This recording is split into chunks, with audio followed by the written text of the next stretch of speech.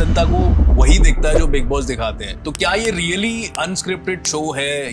Big boss आप सभी को बताना चाहते हैं। जसलीन मथारू को आप जानते होंगे, मेरे ख्याल से आपकी स्टूडेंट है, आपकी गर्लफ्रेंड है, पता नहीं क्या है। क्या आपका रिलेशनशिप था उनके साथ?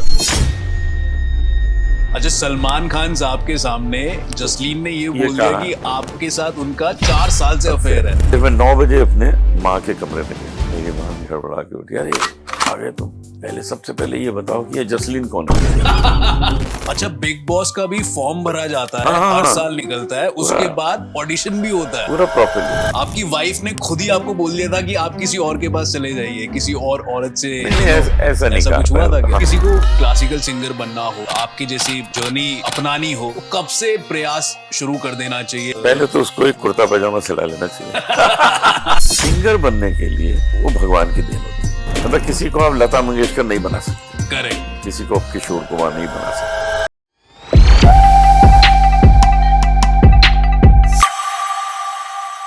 बहुत बहुत स्वागत है सर आपका द लीगल बाबा शो पे। हमारा पॉडकास्ट चैनल है सर, आप आए, टाइम निकाला, बहुत अच्छा लगा सर। बहुत बहुत शुक्रिया, मुझे भी बड़ा अच्छा लग रहा है।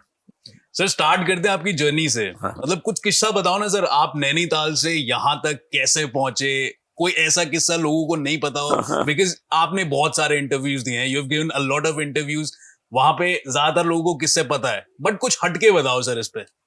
पहला किस्सा तो नैनीताल का ही है, ओके। जहाँ पैदा हुए। ये कब की बात है सर? ये 1953। ओके। मतलब 70 साल हो गए, बस 70 साल का हूँ। Still young sir, still young.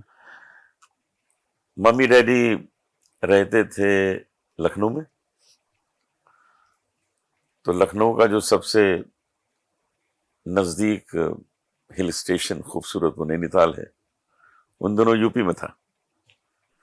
तो सोचा उन्होंने कि चलो होके आते हैं, नैनीताल घूम के आते हैं।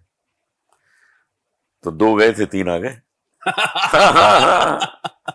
क्योंकि उन दिनों ये तो पता नहीं होता था ना कि 10 दिन बाकी हैं, 20 दिन बाकी हैं, 25 दिन बाकी हैं। 70 साल पहले करेक्ट नहीं था ना। I can understand. आजकल तो ये पता होता है कि बुधवार को 3 बजे बच्चा पैदा होगा। उसका स्कूल का एडमिशन भी पहले हो जाता है। Correct sir, correct. वो जमाने कुछ और थे। तो बस मैं वहां पैदा हो गया और मुझको लेके आ गए। तो एक छाप लग गई कि नैनीताल के, अच्छा है, बहुत खूबसूरत जगह है, लोगों को कहने में भी अच्छा लगता है कि मैं नैनीताल में पैदा हुआ। फिर 20 साल लखनऊ रहा। 20 साल लखनऊ? ओके। 20 साल, 73 तक। अच्छा, you were just born in Nainital? मौनों के आगे वहां से सीधा लखनऊ घूमने गए थे ना पिताजी माताजी। लखनऊ से घूमने गए 2, आ गए 3। बस फिर लखनऊ से जर्नी शुरू हुई। ओके। वहीं पे स्कूल में गए, पिताजी से संगीत, पिताजी मेरे बहुत अच्छे क्लासिकल सिंगर थे, उनको पद्मश्री मिला है जी। बहुत बड़े क्लासिकल सिंगर थे। सर आपको भी मिला है? मुझे भी मिला है। तो शायद हम एक ही पिता पुत्र हैं गायन में जिनको पद्मश्री मिला, दोनों को। जी। तो फिर उनसे सीखा। लखनऊ में एक भातखंडे म्यूजिक कॉलेज है, वहां सीखा। लखनऊ यूनिवर्सिटी से बीए किया। फिर मैं बॉम्बे आया। तो जर्नी जो बॉम्बे की शुरू हुई है वो 1973 से शुरू हुई, व्हेन आई वाज 20। और शुरू हुई वो journey as a chorus singer. Okay. All India Radio में एक ग्रुप था, कोरल ग्रुप, उसमें 30 सिंगर्स थे, उसमें एक मैं भी था। हमारी तनख्वाह थी 320 रुपए महीना। और ये कब की बात है? काफी था 320। कब की बात है? 1976, 75, 76। जब मैं बॉम्बे आया उसके बाद वो जॉब मुझे मिल गई, लेकिन वो काफी थे, 320 रुपए बहुत होते। उसके बाद धीरे धीरे कुछ छोटे छोटे प्रोग्राम हुए, लोगों ने पसंद किया। मतलब हमारे कॉन्सर्ट इस तरह के होते थे उन दिनों कि गजल इवनिंग बड़े से हॉल में रखी गई, उसमें एक गजल मैं गा रहा हूँ, एक जगजीत सिंह गा रहे हैं, अच्छा, एक पंकज उदास, एक तलत अजीज, एक हरिहरन, ऐसे प्रोग्राम होते थे। क्योंकि उनमें हम सब में कोई इतना एस्टैब्लिश नहीं था, करेक्ट, कि पूरा प्रोग्राम हो सके। Correct sir, correct. फिर उसके बाद उसमें जिसका जिसका नाम हुआ तो 2 आर्टिस्ट के प्रोग्राम होने लगे, इंटरवल से पहले मैं, इंटरवल के बाद जगजीत सिंह साहब जी। या पंकज उधास या कोई, इस तरह 2 आर्टिस्ट मतलब आप पंकज उधास जी, जगजीत साहब के साथ आप सारे सिंगिंग करते थे, थोड़े प्रोग्राम्स जगजीत सिंह करते थे। हमसे सीनियर हैं, ओके हमसे वो पहले आए थे, उन्होंने नाम भी पहले किया, जी। लेकिन हम सब लोग इसी तरह प्रोग्राम करते थे मिल के, एक एक 2 गजलें। ऐसे ही भजन के भी प्रोग्राम होते थे, उसमें भी सब एक एक 2 भजन गाते थे। ओके उसमें जगजीत सिंह भी गाते थे, अच्छा हाँ, उसमें भूपेंद्र जी गाते थे, राजेंद्र मेहता जी थे, वो गाते थे, तो सब लोग 2 एक एक गाना। तो धीरे धीरे सब स्टैब्लिश होते गए, सबका अपना अपना नाम होता गया, और फिर हम लोग के अपने अलग कॉन्सर्ट्स होने लगे, जी। अपनी रिकॉर्डिंग्स होने लगी। फिर कुछ प्राइवेट एल्बम हिट हो गए, मेरे भी हिट हुए, जगजीत सिंह साहब के भी हिट हुए, पंकज के, हरिहरन के, इस तरह सबके नाम हुए। लेकिन एक बात जरूर है कि जगजीत सिंह साहब का और मेरा, पंकज का, हम लोगों का जो नाम हुआ है वो फिल्म से नहीं हुआ। जी फिल्म वालों ने हमको बाद में बुलाया कि जी। भाई आइए गाना गा दीजिए, गाना गा दीजिए, लेकिन जो नाम हम लोगों ने किया है वो फिल्म से बाहर अपने कॉन्सर्ट्स करके, अपनी प्राइवेट रिकॉर्डिंग्स करके, तो ये एक नई बात है जी नहीं तो उन दिनों प्लेबैक सिंगर्स के ही नाम होते थे। सर, आपने फैमिली की बात करी, अपनी वाइफ की बात करी, मेधा जी नाम है आपकी वाइफ जी का, मेधा। तो सर बड़ा सुनने में आया है कि बुरा मत मानिएगा नहीं, सर, नहीं, बुरा क्या मानना, आपकी वाइफ ने खुद ही आपको बोल दिया था कि आप किसी और के पास चले जाइए, किसी और औरत से, नहीं नहीं, ऐसा नहीं ऐसा कहा कुछ हुआ था क्या? हाँ, हुआ क्या था कि मेरी वाइफ की जब सेहत बहुत खराब थी, हॉस्पिटल में दिन रात रहना, अमेरिका में मैं उनके साथ ही, तो वो मुझे इतना प्यार करती थी, मैं भी बहुत प्यार करता हूँ, आज भी करता हूँ। तो उसने देखा कि मैं कैसी लाइफ गुजार रहा हूँ, कि हर वक्त उसकी सेवा में लगा रहता हूँ। तो एक दिन उसने मुझे कहा कि आप किसी से अफेयर कर लीजिए। तो मैंने कहा अफेयर तो मेरा तुमसे है और करने की क्या जरूरत है, और तुम्हारे साथ ही रहे। तो मैं तो हॉस्पिटल में कई बार सो जाता था उसके रूम में ही साथ में, जबकि वहां अलाउ नहीं करते थे, लेकिन वहीं सो जाते थे। तो आज भी वो प्यार जिंदा है और मैं महसूस करता हूँ कि वो मेरे साथ है। और उसमें ये खास बात थी कि संगीत के प्रति उसका बहुत प्रेम था। वो पंडित जसराज जी की शिष्या थी। ओके तो पंडित जसराज मुझे जमाई राज कहते थे, क्योंकि वो उनकी बेटी जैसी हो गई। जी तो मुझे कहते थे आप मेरे जमाई राज हैं, और मुझे बहुत वो भी प्यार करते थे। आज भी मैं उनके नाम की जितनी म्यूजिक कॉन्फ्रेंसेस होती हैं उसमें मैं जाता हूँ और गाता हूँ। उनके परिवार से भी बहुत मुझे प्यार मिला है। और मेधा का परिवार तो बहुत ही डिग्निफाइड और बहुत ही मशहूर परिवार है हमारे हिंदुस्तान का। प्रधानमंत्री I.K. गुजराल उनके परिवार के हैं, और मेधा की सिस्टर्स, उनके पूरी फैमिली से मेरा खूब मिलना जुलना है। मैं दिल्ली आता हूँ, उनसे मिलता हूँ। तो एक उसके बाद कहीं मेरा दिल लगा ही नहीं कि लोग मुझे कहते हैं आपने शादी नहीं की उसके बाद। मैंने कहा उसके बाद एक गालिब का शेर है कि दिल मोहब्बत से भर गया गालिब, अब किसी पे फिदा नहीं होता।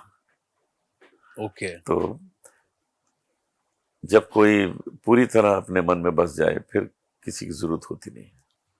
वाह सर वाह, दिल भर गया, दिल मोहब्बत से भर गया भर गया गालिब, अब किसी पे फिदा नहीं होता। अब किसी पे फिदा नहीं। दिल मोहब्बत से भर गया गालिब, अब किसी पे फिदा नहीं होता। बट सर मैंने और काफी लोगों ने सुना है कि जसलीन मथारू को आप जानते होंगे, मेरे ख्याल से आपकी स्टूडेंट है, आपकी गर्लफ्रेंड है, पता नहीं क्या है, बहुत सारे लोगों को कंफ्यूजन है। ये एक तो पहले सर दूर करिए कि क्या आपका रिलेशनशिप था उनके साथ? मैं भी उनको जानता हूँ जी। जसलीन अच्छा गाती हैं, बहुत बहुत अच्छी है, नेचर की बहुत अच्छी। कभी कभी मुझसे गाने सीखने आती थी जी। अभी भी आती है। और एक दिन उसने मुझे कहा कि बिग बॉस में उसको बुलाया गया है। अरे मैंने कहा तुम्हारी लाइफ बन जाएगी, जी। तुम्हारा बहुत नाम हो जाएगा उससे। फिर कहने लगी कि एक उसमें अड़चन है। मैंने कहा वो क्या है? कहती उन लोगों ने कहा है कि कोई विचित्र जोड़ी बना के आई है। अच्छा। तो मैंने कहा जोड़ी बना लो, तुम तो सुखविंदर जी के साथ गाती हो, उनसे कहो वो चलें, या और भी कुछ सिंगर्स हैं जिनके साथ तुम गाती हो स्टेज पे। मेरे साथ नहीं गाती थी, अच्छा। मैं तो 2-4 बार ऐसे गाने सिखाया था उसको। तो उन्हें कहती प्लीज आप चल सकते हैं। मैंने कहा मैं तो, तुमको पता है कितना बिजी रहता हूँ, सारी दुनिया में कॉन्सर्ट्स करता हूँ। उसने कहा प्लीज चलिए। फिर उसके पिताजी को भी मैं जानता था, वो आए कि आप चलिए, जसलीन की लाइफ बन जाएगी, उसको लोग पहचान जाएंगे, बिग बॉस में जाना बहुत बड़ी बात बहुत होती बड़ी है। बात है। अच्छा खैर मैं मान गया। मैंने कहा चलो चलते हैं, लेकिन गुरु शिष्य की तरह जाएंगे। तुम मेरी शिष्या, मैं गुरु, इस तरह जाएंगे। और वहां हुआ भी ऐसे ही कि जब शो शुरू हुआ तो सलमान खान ने मुझे बुलाया, आप कुछ सुनाइए। तो मैंने ऐसी लागी लगन सुनाया। फिर उसने मुझे पूछा आपके साथ कौन आए हैं? मैंने कहा मेरी शिष्या आई है। फिर वो आई, उसने गाया, एक अपना आइटम दिखाया, और फिर उसने पूछा सलमान खान ने कि आपके साथ कौन आए हैं? कहा जी अनूप जी आए हैं, उनसे मेरा पिछले 4 साल से ऐसे अफेयर है। तो मैं चौंका कि ऐसा तो अच्छा, सलमान खान साहब के सामने जसलीन ने ये ये बोल दिया कहा कि आपके साथ उनका 4 साल से अफेयर है। तो मैंने ऐसे देखा, मैंने कहा अच्छा ऐसा है तो चलो ठीक है, चलते हैं। ये बिहाइंड द कैमरा मतलब सामने लोग देख रहे थे, लोग देख रहे थे। Okay. This was the entry. वो तो याद है मुझे सर। इसका मुझे पता नहीं था कि वो ऐसा बोलेगी। अच्छा, ऑन द स्पॉट उन्होंने बोलना बोल तो ये दिया। था कि मेरे गुरुजी, जैसे मैंने बोला था मेरी शिष्या आई। हम्म। खैर मैंने कहा कोई बात नहीं, तुमने कह दिया तो चलो। 1.5 महीना हम अंदर रहे, और अंदर किसी ने कोई ऐसा सीन नहीं देखा कि मैंने उसका हाथ पकड़ा हो, जी। मैंने उसको गले लगाया हो, ऐसा कुछ भी नहीं। वो ड्रामा चल रहा था, मैंने कहा चलो चलने दो, बाहर आके देख लेंगे। तो जिस दिन खत्म हुआ, मैं बाहर आया, 1.5 महीने बाद मैं बाहर आया, तो मैं सुबह 4 बजे घर पहुंचा। तो मेरा एक दोस्त दिलीप मीरपुरी लंदन का है, वो मेरे रूम में सो रहा था, आया हुआ था बॉम्बे। मुझे तो पता ही नहीं था, हम तो अंदर थे बिग बॉस में। तो मैं आया तो वो जाग गया, अरे तुम आ गए अनूप। मैंने कहा अरे तुम कब आए दिलीप? कहने लगा यार वो तो सब ठीक है, लेकिन यहाँ तो हंगामा मचा हुआ, आग लगी हुई है दुनिया में। मैंने कहा क्या हो गया? कहते तुम्हारा और जसलीन का तो हंगामा हो रहा है। मैंने कहा कोई बात नहीं यार, सब ठीक हो जाएगा। 2 घंटे में सो गया। फिर मैं 9 बजे अपने माँ के कमरे में गया। मेरी माँ भी हड़बड़ा के उठी, अरे आ गए तुम, पहले सबसे पहले ये बताओ कि ये जसलीन कौन है? हमारे यहाँ कोई जानता ही नहीं था, कोई नहीं जानता था कि कौन है जसलीन। मैंने कहा आपने देख लिया कौन है शो में? और उसके बाद शाम को मैंने एक प्रेस कॉन्फ्रेंस की, उसी दिन जिस दिन मैं बाहर आया। उसमें मैं और जसलीन के पिताजी को बुलाया, और हम दोनों ने स्टेटमेंट दिया पूरे मीडिया के सामने। सब आ गए थे, हंगामा था उस दिन जी। कि भाई मैंने और जसलीन के पिताजी ने फैसला किया है कि जब जसलीन की शादी होगी तो मैं कन्यादान करूंगा। अच्छा। अब सवाल खत्म हो गया, अब क्या सवाल करेगा कोई? हम्म। मतलब पूरा ड्रामा था, उसका निचोड़ ये है कि कन्यादान ही मैं करूंगा उसका, और वो सच में करूंगा। तो ऐसा कुछ संबंध ही नहीं है, क्योंकि कभी किसी ने मुझे उसके साथ कहीं देखा ही नहीं है।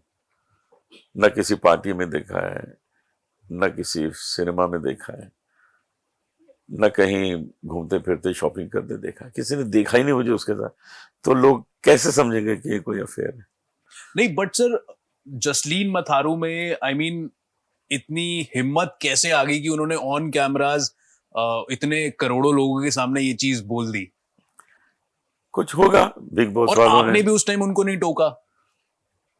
मुझे लगा कि ये शो बिगड़ जाएगा अगर मैं यहाँ टोकूंगा तो। अच्छा। हाँ मैंने कहा कोई फर्क नहीं पड़ता है, जब बाहर आऊंगा तो बता दूंगा ये ऐसा ऐसा है, कोई फर्क तो पड़ता नहीं। और उसके बाद लोगों ने उसकी चर्चा छोड़ ही दी मुझसे कि जब इन्होंने इतना कह दिया कि कन्यादान करेंगे, और कभी ये नजर ही नहीं आती इसके साथ। कभी कोई देखे तो बोले ना, किसी ने देखा ही नहीं तो सबने बोलना बंद कर दिया। लेकिन इस तरह के जब इंटरव्यूज होते हैं तो फिर इसका खुलासा होता है, जैसे आज आप कर रहे हैं। तो इस तरह की बातें होती है तो मैं लोगों को बता देता हूँ कि भाई ये सच है। सच तो ये कि अभी भी वो सीखने आती है। ओके। हाँ, अभी उसका फोन आ जाता है, वो गाने में मुझे वो दिक्कत हो रही है, जरा बताइए। ठीक है, सिखा देते हैं, चलो कर देते हैं, इतना ही है बस। और सर कोई बिग बॉस की कोई ऐसी बात बताइए ना कि जैसे हम जनता को वही दिखता है जो बिग बॉस दिखाते हैं, तो क्या ये रियली अनस्क्रिप्टेड शो है या मतलब ये पूरी एक सिचुएशन क्रिएट करते हैं जो जो शोज में कंटेस्टेंट्स होते हैं उनके साथ, या उनको कुछ बोलते हैं कि आप ये करके आइए तो आपको हम शो में लेंगे, या इस शो के लिए पैसे भी लिए जाते हैं, ऐसा भी कुछ होता है क्या? ये सारी क्लैरिटी दीजिए सर, बिग बॉस का असली सच क्या है? सबका वीकली पेमेंट होता है। ओके। जो जितना बड़ा आर्टिस्ट है वो अपने हिसाब से अपना पेमेंट मांगता है। मैंने भी मांगा, मुझे दिया उन्होंने। मैं 6 हफ्ते रहा तो 6 हफ्ते का पेमेंट किया। जसलीन शायद ज्यादा रही थी, उसको उतना पेमेंट किया होगा। मेरा और जसलीन का केस छोड़ के वहां जो होता है सब सही होता है, रियल होता है। रियल होता है, क्योंकि वहीं लड़ाइयां होती हैं, वहीं प्यार होता है, वहीं पर एक दूसरे को गालियां दी जाती हैं, वहीं पर एक दूसरे की दोस्ती होती है, और वो दोस्ती चलती है। क्योंकि कोई 16-17 लोग एक साथ 3 महीने रहें तो दोस्ती भी हो सकती है और दुश्मनी भी हो सकती है, दोनों चीजें। जैसे परिवार में होता है, लड़ाई भी हो सकता है, प्यार भी हो सकता नहीं, परिवार के साथ क्या होता है कि दुनिया भी तो साथ है ना। है। यहाँ दुनिया साथ नहीं है। वो 16 लोगों का 17 लोगों की ही दुनिया है बस। आप किसी को देख नहीं सकते बाहर।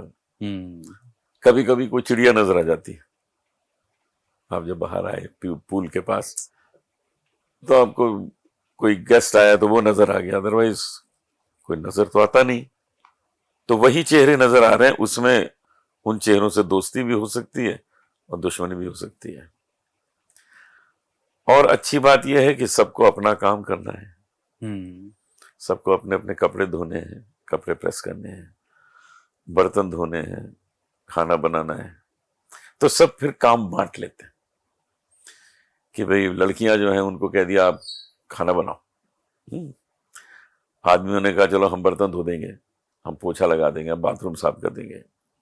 मैंने काम ले लिया था कि मैं सारे शीशे साफ करूंगा जी। तो जितने शीशे होते थे वो मैं सुबह से लग जाता था साफ करने। दिन में 2-3 बार वो करता था। किसी का काम है बिस्तर लगाना, वैसे तो बिस्तर सब अपना खुद ही लगाते हैं, लेकिन ये भी काम दिया जा सकता है। खाने में जरा फ्रस्ट्रेशन हो जाता था, क्योंकि किसी को माने कॉफी पीने का, तो कॉफी जरा मुश्किल से आती थी, कॉफी जीतनी पड़ती थी। चाय आ जाती थी, कॉफी जीतनी पड़ती थी, लेकिन आ जाती थी। और अब किस तरह से लोगों को छेड़ा जाता है मैं आपको बताऊं, क्यों लड़ाइयां होती हैं बिग बॉस में, क्यों लड़ाइयां होती क्यों लड़ाइयां होती है मैं वो बताता हूं। कि आपने सोचा चलो भाई अब जरा आधा घंटा ट्रेडमिल करते हैं, तो आपने अपने ट्रेडमिल शूज पहने, कपड़े बदले, पहुंचे, मशीन पे खड़े हुए, पता लगा उधर से मशीन उन्होंने ऑफ कर दी। अच्छा, पीछे से ऑफ हो जाती है। ओके। तो फ्रस्ट्रेशन होता है, फ्रस्ट्रेशन होगा, इरिटेशन होगा। आप कपड़े धोने गए, आपने पाउडर डाला अंदर, वॉशिंग पाउडर डाला, कपड़े डाले, उधर से उन्होंने स्विच ऑफ कर दिया, तो इरिटेशन हो गई। क्यों तो 2-4 बातें आप किसी को सुना देंगे। अच्छा, वो पीछे से खुद पोक करते हैं बिग बॉस वाले कि हाँ मतलब आपने अगर कुछ सोचा, they are already seeing you on cameras, मतलब कैसे आपकी लड़ाई हो, आप क्या सोच रहे हो। कैसे आपकी लड़ाइयां हो, ये वो क्रिएट कर देते हैं। ओके। फिर अपने ऊपर है। जैसे मैं तो किसी से लड़ाई नहीं, आप बिल्कुल शांत रहे, मैंने देखा। मैं जो बाहर हूं वो वहीं अंदर था, सबसे प्यार से मिलना। बल्कि यहाँ तक कि कितने ही लोग थे जो सुबह उठ के पहले मेरे पैर छूते थे आके, बट सर एक पॉइंट तो आया होगा आपको काफी गुस्सा, एक कोई सीन भी था आपका गुस्से वाला, कुछ कोई ऐसा? एक एक जगह हुआ था, एक लड़की थी, वो कुछ थोड़ी गालियां वालियां ज्यादा बकती थी, तो मैंने उसको कहा ये सब नहीं करो। फिर मैंने उसका शायद बिस्तर मेरे बिस्तर के नजदीक था, तो मैं कहा इसका बिस्तर हटाओ यहाँ से, मैंने अच्छा नहीं लगता मुझे जी। तो ये चीजें तो करनी भी चाहिए ना। तो ये चीजों पे जरा मुझे हुआ था, लेकिन लड़ाई जैसा तो कुछ नहीं हुआ। उसको बस सुना दिया था, ऐसा मत कर, ऐसा मत बोलो। वो तो वैसे भी हम नॉर्मल लाइफ में भी करते हैं ना, कोई अगर ठीक से नहीं बोल रहा तो उसको समझा देते हैं, ठीक से बात करो। लेकिन वो बहुत इंटरेस्टिंग जर्नी थी। आप यूं सोचिए कि 125 करोड़ भारतीय हैं, उसमें जो 16 लोग हर साल चुने जाते हैं, उनमें कुछ तो होगा। बिल्कुल सर, बिल्कुल। हाँ, ऐसे तो नहीं हो सकता किसी को। तो 125 करोड़ में जिसको मौका मिल जाए वो जरूर जाए। It's a big experience. ये भी बात है कि उसके बाद आपका वजन भी थोड़ा कम हो जाएगा अगर मोटे हैं। मैंने 4 किलो कम किया था, क्योंकि वहां अपने हिसाब से नहीं खा पाते। हाँ, जो खाना वहां आ रहा है आपको वही खाना है। बना के खाना है। फिर समय बहुत है तो इंसान एक्सरसाइज करता है, काम भी कर रहा है तो भी एक्सरसाइज हो रही है। होता है। जो घर में हम नहीं कर पाते वहां कर रहे हैं, तो उससे वेट पे भी फर्क पड़ता है। हम एक्सरसाइज भी करते थे रेगुलर, बाहर नहीं कर पाते रेगुलर, क्योंकि ट्रैवल बहुत है, अब फ्लाइट में है, ट्रेन में है, तो कैसे करेंगे। तो वहां तो वही है। तो वो लाइफ जरूर एक्सपीरियंस करनी चाहिए, जिसको मौका मिल जाए मैं कहूँगा जरूर चाहिए। मुझे भी दोबारा बुलाएंगे, मैं चला जाऊंगा। नहीं नहीं, बिल्कुल सर, बुलाएंगे। बाकी आपने कहा सर कि सब रियलिटी होती है मुझे और जसलीन को छोड़ के। हाँ। इसका क्या मतलब था सर? इसका मतलब ये है कि उन लोगों ने दिखाया था ना कि हमारा उसका अफेयर है। बाहर इतनी चीजें लिखी जा रही थी, मीडिया, जो मुझे पता नहीं था कि इतना कुछ बाहर चल रहा है।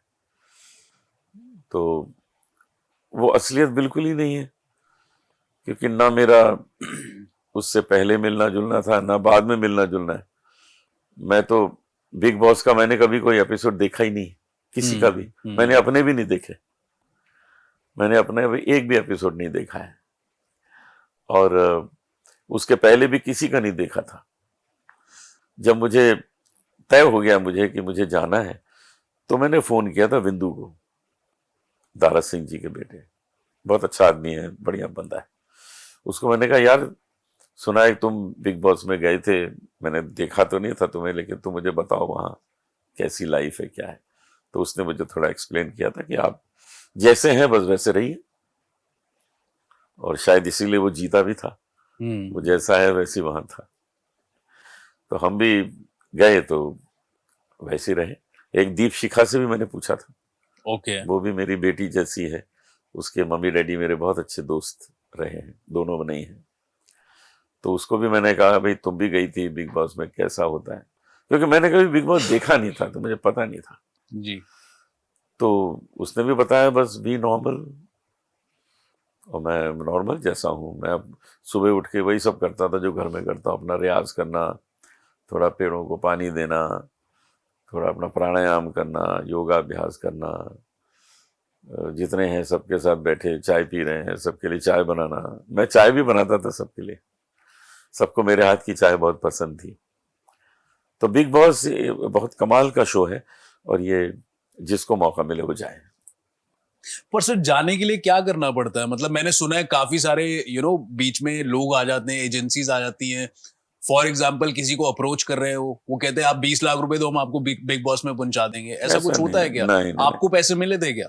मुझे तो वीकली पेमेंट वो मिलता तो था, जो शो मैंने में जाने डिमांड के की। बाद मिले थे। तो मतलब आपने बोला कि नहीं, शो में जाने के बाद नहीं, वो हर हफ्ते घर पहुंच जाते था पेमेंट। ओके। हाँ, वीकली। नहीं, आप शो में थे तो उसके पैसे मिल रहे थे आपको। हाँ, बट यहाँ पे क्या है कि लोग पैसे दे रहे हैं 20-20, 25-25 लाख रुपए शो में जाने नहीं के होता लिए। है, ऐसा नहीं होता, ऐसा नहीं होता ना, बिल्कुल भी नहीं है।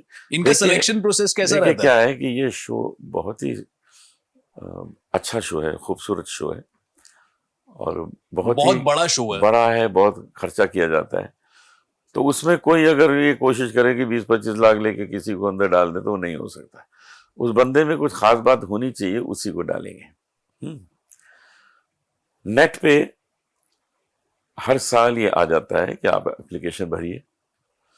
आज भी नेट पे आप देखिए तो बिग बॉस के लिए आ जाएगा, नेक्स्ट ईयर का जो है उसका फॉर्म मंगाइए, उसको भरिए, जो जो उनकी रिक्वायरमेंट है वो पूरी करिए। फिर उसमें वो जो पसंद आएगा तो आपको ऑडिशन के लिए बुला लेंगे, नहीं पसंद आएगा तो हटा देंगे। करोड़ों लोग भरते हैं। अच्छा, बिग बॉस का भी फॉर्म भरा जाता है, हाँ, हर हाँ। साल निकलता है, उसके बाद ऑडिशन भी होता है? पूरा प्रॉपरली है, ओके। ऐसे नहीं है कि किसी को भी चुन लिया। और ऑडिशन में क्या होता है? आपका ऑडिशन हुआ था क्या? मेरा नहीं हुआ था, आपका क्योंकि जरूरत मुझे नहीं तो होगी। जसलीन ने रिकमेंड किया था। ओके, तो ऑडिशन में मुझे वैसे होता मुझे क्या बिग है? बॉस ने नहीं लिया था। कुछ आपको आइडिया है ऑडिशन में क्या लेते हैं? ऑडिशन में मुझे लगता है वो किस तरह से आपकी बोलचाल है वो सब देखते होंगे। मैंने तो ऑडिशन नहीं दिया था, क्योंकि जसलीन ने उनको कहा कि मेरे साथ ही आएंगे, तो दे वर मोर देन हैप्पी कि एक शो में एक इंटरेस्टिंग चीज बन जाती है। और हुआ भी, जो 6 हफ्ते में रहा, वो 6 हफ्ते में बिग बॉस की टीआरपी नंबर 1 रही। बिल्कुल सर, बिल्कुल। क्योंकि संत महात्मा भी देखने लगे थे, जी। जितने भजन प्रेमी हैं। एक सर वो एलिमेंट भी मिल गया था इनको, गर्लफ्रेंड बॉयफ्रेंड का हाँ, एलिमेंट। इसीलिए देख रहे थे बहुत सब। मसाला हो गया ये हाँ, तो मसाला उनके बहुत बड़ा था, तो सब देख रहे थे कि ये हमारा बंदा यहाँ क्या कर रहा है। भजन सुनने वाले सोच रहे होंगे ये यहाँ क्या कर रहा है। तो सर आपको जवाब बहुत लोगों को देना पड़ा होगा बाहर नहीं आके, देना पड़ा, ऐसा क्योंकि कुछ नहीं मैंने हुआ? आते ही जब वो लोगों ने interview- जज नहीं किया आपको, आपकी फर्टर्निटी ने? ना, बिकॉज मतलब कुछ तो बोला होगा लोगों ने। लोगों ने इतना बोला कि क्या सोच के आप गए थे। मैंने कहा यही सोच के गए थे कि एक्सपीरियंस कर लें, बहुत बड़ा शो है। और जब मैंने वो इंटरव्यू दे दिया कि हम तो इसका कन्यादान करेंगे, तो फिर बात खत्म हो बात गई। खत्म कोई हो क्या पूछेगा। अभी तो हम लोग इसकी बातें कर रहे हैं, आपको भी पता है कि मेरा उससे कोई अफेयर नहीं है, जी। लेकिन हम बातें कर रहे हैं, तो मजेदार बातें होती हैं। एयरपोर्ट पे बहुत लोग मिल जाते हैं, कभी कोई सिक्योरिटी चेक हो रहा है एयरपोर्ट पे, वो पूछता है ये जसलीन जी नहीं आई। तो मैं उसको कह देता हूँ नहीं पीछे हैं, पीछे हैं, वेट करवा जाएंगे। मजा अच्छा, ऐसे लोग अच्छा मजाक कर रहे हो आप? मजा लग रहे हैं। मैं भी बोल Just देता being हूँ humble। मजाक। किसी को क्लासिकल सिंगर बनना हो या कुछ करना हो, आपकी जैसी जर्नी अपनानी हो, तो कब से प्रयास शुरू कर देना चाहिए? कब से और कैसे आपने कब से किया था? और पहले तो उसको एक कुर्ता पजामा सिला लेना चाहिए। क्योंकि आपने आते ही मेरे अटायर की तारीफ मुझे की, बड़ा पसंद है सर, ना? पर्सनली आप जैसे कपड़े पहनते हैं सर, बहुत पसंद है मेरे को। सिंपल पहनता हूँ। और ये हमारी भारतीय सभ्यता भी हाँ, हाँ, दर्शाते हैं, बिल्कुल, और बिल्कुल। बहुत अच्छा लगता है कि इसमें भी हम ट्रेंड क्रिएट कर सकते हैं। सिंपल है, लोगों को अच्छा लगता है। लेकिन मैं ये सिर्फ जब काम करता हूं, तो जैसे मैं आपकी ये शूटिंग कर रहा हूँ, जी। मैं कोई कॉन्सर्ट करता हूँ, या मैं कोई रिकॉर्डिंग में तो नहीं, रिकॉर्डिंग में तो नॉर्मल टी शर्ट जीन्स वो सब जी। पहन के जाता हूँ। लेकिन जहां पर मैं दिखाई दूं, वहां पर ये होना चाहिए। मतलब आप एक इमेज कैरी कर रहे हो इमेज इन कैरी कपड़ों- कर रहा जी हूँ, जी जी, क्योंकि हमारे गाने के साथ ये इमेज जाती है। बिल्कुल सर, बिल्कुल। लोग भजन सुनते हैं तो लोग समझते हैं भाई ये तो कोई रिलीजियस आदमी होंगे, स्पिरिचुअल होंगे। हूं भी मैं, जी। ऐसा नहीं है, क्योंकि जो मन से स्पिरिचुअल है तो वो कपड़ों से थोड़ी कुछ फर्क पड़ता है। Correct sir, correct. लेकिन जब लोग देखें तो वो उसी नजर से, उसी कपड़ों में देखें, उनको अच्छा लगता है, तो हम उसका ध्यान रखते हैं कि लोगों को अच्छा लगे। Correct sir, correct. But sir मुझे बताइए ना कि अगर किसी को आपके जैसा आपके जैसा तो नहीं बन सकते सर, बट कोशिश भी करनी हो सिंगर बनने के लिए, तो किस तरह से जैसे किसी को एमबीए करना है तो उसको कॉलेज में जाना पड़ता है, किसी को लॉ करनी है तो उसे एलएलबी के कॉलेज में जाना पड़ता है। वैसे क्लासिकल सिंगर के लिए कैसे, मतलब कोई डिग्री होती है, कोई गुरु बनाने पड़ते हैं? बहुत सारे लोग ये जानना चाहते हैं, मंत्र क्या है ये? हाँ, देखिए ऐसा है कि अगर किसी को डॉक्टर बनाना है तो पढ़ाई करेगा डॉक्टर की। अगर वो बहुत इंटेलिजेंट नहीं है तो 2-4 बार फेल होगा, लेकिन बन जाएगा, डॉक्टर बन जाएगा। लेकिन सिंगर बनने के लिए वो भगवान की देन होती है।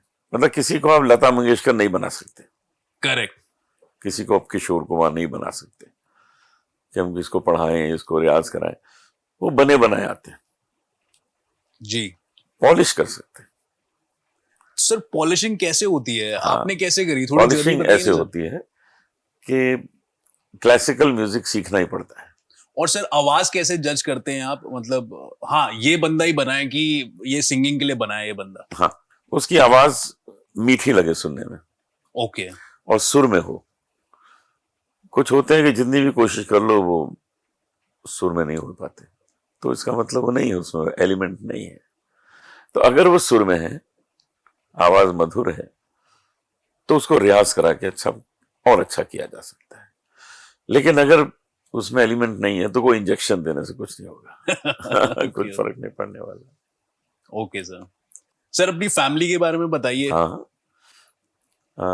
मेरा एक बेटा है, उसका नाम है आर्यमन। जी। वो न्यूयॉर्क में एक बैंक में काम करता है। उसने वहीं प्रिंसटन यूनिवर्सिटी से ग्रेजुएशन किया था, फिर न्यूयॉर्क में उसको अच्छी जॉब मिल गई। Is very happy there. 27 साल का है, अभी शादी नहीं हुई है, हो ही जाएगी। अब तो प्रमोशन होगी सर। हो जाएगी। और मेरी वाइफ की 8 साल पहले डेथ हो गई थी। उनको हार्ट की प्रॉब्लम थी, हार्ट ट्रांसप्लांट करवाया था अमेरिका में। तो ट्रांसप्लांट कराने के बाद 13 साल उसको बोनस लाइफ मिली, जी। 13 मोर ईयर्स। लेकिन उसके बाद फिर हार्ट खराब हो गया, तो फिर कोशिश की लेकिन नहीं हो पाए सक्सेसफुल, तो शी इज नो मोर। और मैं, वो दिल्ली की थी, यहाँ का जो प्रसिद्ध परिवार है गुजराल परिवार, जिसमें प्राइम मिनिस्टर आई के गुजराल साहब, जी। तो उसी फैमिली से हैं। और दिल्ली की ही। तो हम बॉम्बे में अब रहते हैं, अकेले रहते हैं, लेकिन घिरे रहते हैं अपने स्टूडेंट्स से। जी। सुबह से रात तक भीड़ लगी रहती है, लेकिन लोग सीखने आते हैं। मैं सबको गाना सिखाता हूँ, किसी को गाइडेंस चाहिए, कोई कवि है बहुत अच्छी कविता लेके आता है, वो मैं उसको ट्यून करके देता हूँ। कोई म्यूजिक डायरेक्टर आता है कि हमारा गाना गा दीजिए, तो उसके लिए रिकॉर्डिंग फिक्स करके रिकॉर्डिंग में जाता हूँ। तो घर जो है वो सुबह से रात तक भरा रहता है, और मेरे ख्याल से ऐसे होना चाहिए। मतलब सर आपकी मेडिटेशन की आपको जरूरत नहीं है, आप गाना गा के म्यूजिक की मेडिटेशन है, स्पिरिचुअली बिल्कुल कनेक्ट हो बिल्कुल। जाते हो। म्यूजिक की मेडिटेशन है, क्योंकि एक बार सुर लगाने हम बैठते हैं तो सच बात है कि ना भूख प्यास कुछ नहीं लगती। फिर आके घर का स्टाफ कहता है सर खाने का टाइम हो गया, खाना खा लीजिए, जी जी जी जी। क्योंकि उसमें मन इतना लग जाता है। तो सच तो ये है कि जो रियाज करने हम सुबह बैठते हैं, अगर घर में है उस दिन सारा दिन, तो उस रियाज में से समय निकालते हैं कि चलो नहा भी लें, चलो खाना भी खा लें, चलो कोई आया उससे मिल भी लें, तो सारा दिन रियाज होता है। ऐसा कुछ नहीं कि 2 घंटे रियाज करते हैं, 3 घंटे रियाज करते हैं। रियाज में से समय निकालते हैं दूसरे काम करने का। ओके सर, आपको पद्मश्री अवार्ड मिला है, इसके बारे में बताइए ना। पद्मश्री अवार्ड उन लोगों को दिया जाता है जिनका अपनी फील्ड में कोई कंट्रीब्यूशन होता है। जी। ये इसलिए नहीं दिया जाता है कि आप बहुत अच्छा गाते हैं, वो इसलिए दिया जाता है कि आपने अपनी फील्ड में कंट्रीब्यूट क्या किया। आपके तो फादर साहब को भी मिला है, आपने पिताजी तो बताया। उनका बहुत बड़ा कंट्रीब्यूशन, उनका क्या वो कंट्रीब्यूशन था? क्लासिकल म्यूजिक में। अच्छा, आपकी फैमिली पूरी क्लासिकल जी हाँ, म्यूजिक से, जी हाँ, आप जी। उन्हीं से रिलेट होते हो। जी, तो तो ये पिताजी देन है आपको। को डिवोशनल म्यूजिक में और क्लासिकल म्यूजिक में उनका बहुत बड़ा कंट्रीब्यूशन है। उन्होंने लाखों लोगों को संगीत सिखाया है, भगवत गीता गाना सिखाया है, तो वो कंट्रीब्यूशन है। मेरा कंट्रीब्यूशन ये उन्होंने समझा कि मैंने घर घर में भजन पॉपुलर किया है। ऐसी लागी लगन लोग घर घर गाते हैं, 3 जनरेशन गा रही है ऐसी लागी लगन। Correct, आपके sir. ग्रैंडफादर ने भी सुना है, आपने, आपके पिताजी ने सुना है, आपने सुना है, आपके बच्चे भी सुनेंगे, उसको बिल्कुल गाएंगे। सुनेंगे सर। तो अगर 3-4 जनरेशन तक आपका म्यूजिक पॉपुलर है, मतलब एक बड़ा कंट्रीब्यूशन है। तो यही सब देखते हुए मुझे मिला है पद्मश्री।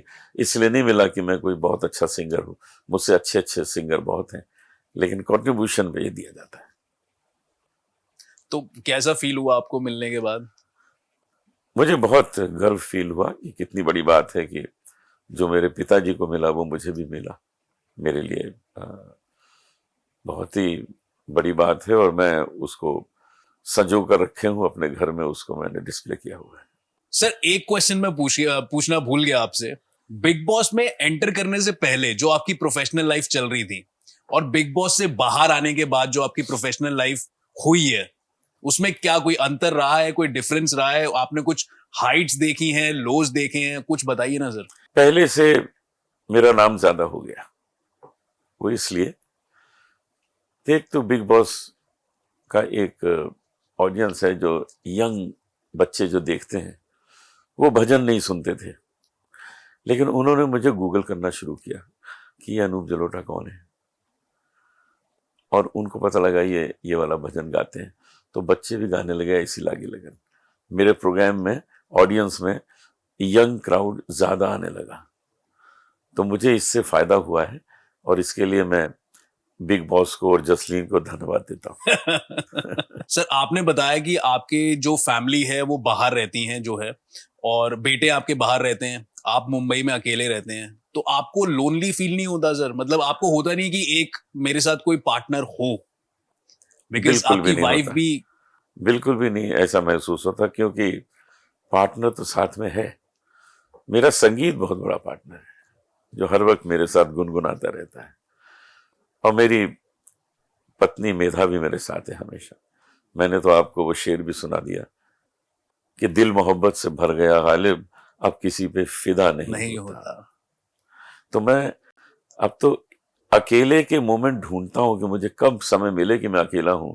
मैं इतना घिरा रहता हूं, मेरे स्टूडेंट्स इतने मुझे घेर के रखते हैं, मैं घर में मुझे फुर्सत ही नहीं मिलती, और बाहर जाता हूं तो फुर्सत मिलेगी नहीं। आप जानते हैं, जहां गए मीडिया है, जहां गए ऑर्गेनाइजर्स हैं, ऑडियंस है, तो कहीं भी मैं अपने को अकेला महसूस नहीं करता हूं, और ढूंढता हूं कि कुछ पल मुझे अकेले के मिल जाएं। कभी कभी मिल जाते हैं, लेकिन कम मिलते हैं। ओके सर, ऐसी लागी लगन आपने बोला कि life, it's a life changing song, और काफी लोग सुनते हैं, तो थोड़े लिरिक्स बताएंगे सर? हाँ, मैं आपको गा के सुनाता हूँ।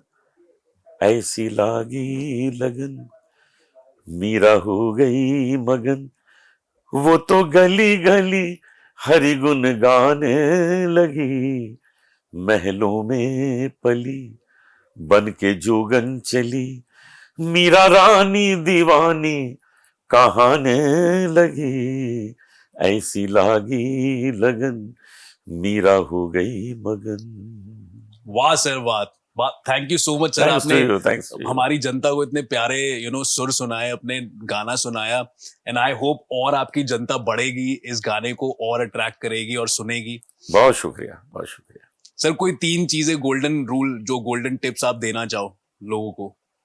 एक ही रूल जिंदगी में बना लीजिए, डिसिप्लिन। डिसिप्लिन में सब आ गया। ओके। हर चीज में डिसिप्लिन, कि आप खाना खाएं तो उतना ही खाएं जितनी जरूरत है, कुछ पी रहे हो तो उतना पीजिए जितनी जरूरत है, किसी के साथ आप मजे मस्ती करने गए तो उतनी करिए जितनी जरूरत है, समय से उठिए, शरीर को अच्छा रखिए, क्योंकि शरीर बहुत इंपॉर्टेंट चीज है, इसमें ईश्वर रहता है। जी सर। तो अपने घर को तो आप बड़ा सुंदर बना लेते हैं, जिसमें ईश्वर रहता है उसको भी तो ठीक ठाक रखिए। तो उसके लिए आप योगा कीजिए, प्राणायाम कीजिए, अपने शरीर को भी खूबसूरत बना के रखिए, क्योंकि उसमें भगवान रहता है। आप ठीक नहीं रखेंगे, वो छोड़ के चला जाएगा। करेक्ट, क्या होगा? Correct, agreed. Thank you so much sir, thank you so much guys. I hope आपको ये वीडियो पसंद आया है। वीडियो पसंद आया तो लाइक, शेयर और कमेंट जरूर करिएगा। कुछ सीखने को मिला है तो फीडबैक जरूर दीजिएगा, और साथ ही साथ मेरा YouTube channel the legal Baba show को सब्सक्राइब कर लीजिए। और नेक्स्ट वीडियो बहुत ही जल्द आने वाली है, इनफैक्ट इसी हफ्ते आएगी।